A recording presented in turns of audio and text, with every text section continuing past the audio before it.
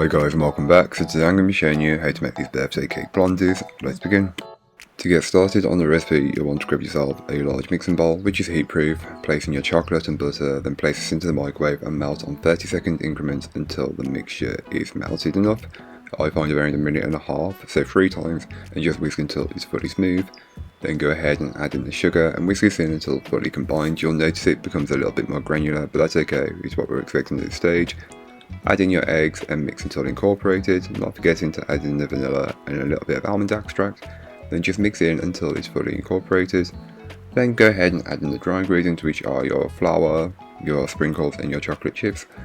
Fold these in until they are fully incorporated, just looking for a clear batter. Once you have a clear batter, you're then good to go and transfer it into your baking pan, which is just a 9x9 inch square brainy pan, which has been lined with some parchment paper.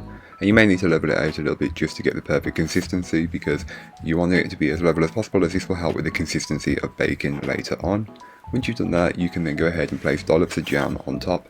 Feel free to use whichever jam you like. I'm using homemade strawberry, feel free to use whatever you like, and then just swirl it all around until you have a pretty pattern and that you're happy with it.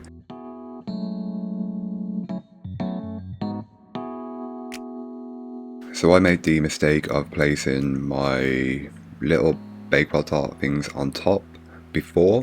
I recommend doing it after, but I feel like they bake in better, but the choice is up to you. Once they're out of the oven, you can go ahead and finish the blondies off. Just sprinkle over some more of those rainbow sprinkles and some white chocolate chips. Then let it chill, and then once it's cool, chill in the fridge and allow it to firm up. This will make it much easier to cut up later on.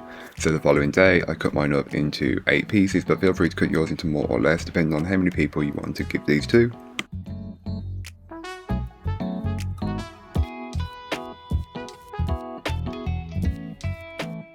So here are what the blondies look like once they are baked and decorated and completely done.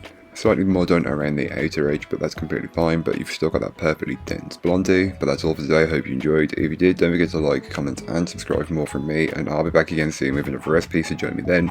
In the meanwhile, don't forget to check out the description. There'll be a link to this recipe, a link to my blog, and links to all social medias. But that's all for today. I hope you enjoyed.